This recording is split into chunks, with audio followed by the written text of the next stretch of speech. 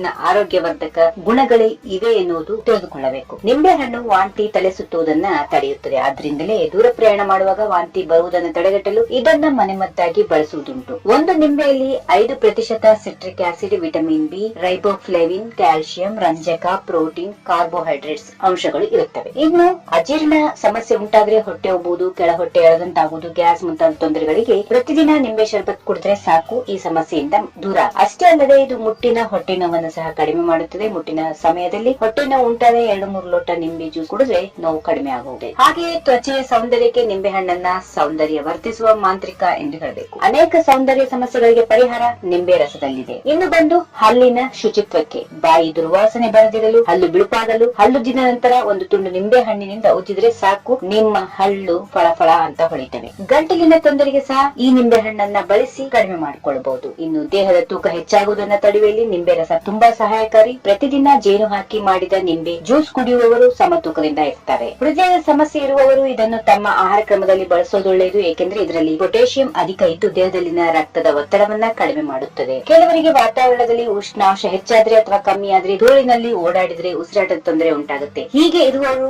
ನಿಂಬೆ ರಸ ಕುಡಿದ್ರೆ ಸಾಕು, ಉಸಿರಾಟದ ತೊಂದರೆ ಮಾಯ ಆಗುತ್ತೆ. ದೇಹದಲ್ಲಿರುವ ಕಲ್ಮಶ ಹಾಗೂ ಹಾನಿಕಾರಕ ಬ್ಯಾಕ್ಟೀರಿಯಾಗಳನ್ನು ಹೊರಹಾಕಿ ಮೂಳೆಗಳ ಆರೋಗ್ಯವನ್ನ ಇದು ಹೆಚ್ಚಿಸುತ್ತದೆ. ನಿಂಬೆ ರಸವನ್ನ ಕಾಲರಾ, ಮಲೇರಿಯಾದಂತಹ ಸಮಸ್ಯೆಗಳು ಸಂಪೂರ್ಣವಾಗಿ ಗುಣಪಡಿಸಲು ಬಳಸಲಾಗುತ್ತದೆ. ಇದು ರಕ್ತವನ್ನ ಶುದ್ಧೀಕರಿಸುತ್ತದೆ. ಜ್ವರ ಬಂದಾಗ ತುಂಬಾ ಬೆವರುವುದು ತಡೆಯಲು ನಿಂಬೆ ಜ್ಯೂಸ್ ಸಹಾಯ ಮಾಡುತ್ತದೆ. ಇನ್ನು ವಿಟಮಿನ್ ಸಿ ಎಲ್ಲಾ ಆಹಾರ ಪದಾರ್ಥಗಳ ರೋಗ ನಿರೋಧಕ ಸಾಮರ್ಥ್ಯವನ್ನ ಹೆಚ್ಚಿಸುತ್ತದೆ. ಹೀಗೆ ನಿಂಬೆ ಸೇವನೆಯಿಂದ ನಾವು ಇಷ್ಟೆಲ್ಲಾ ಲಾಭಗಳನ್ನ ಪಡೆಯುತ್ತೇವೆ ಎಂದಾಗ ಸುಲಭವಾಗಿ ಸಿಗುವ ಪ್ರಕೃತಿದತ್ತವಾದ ನಿಂಬೆಯನ್ನ ನಾವು ಏಕೆ ಬಳಸಬಾರದು?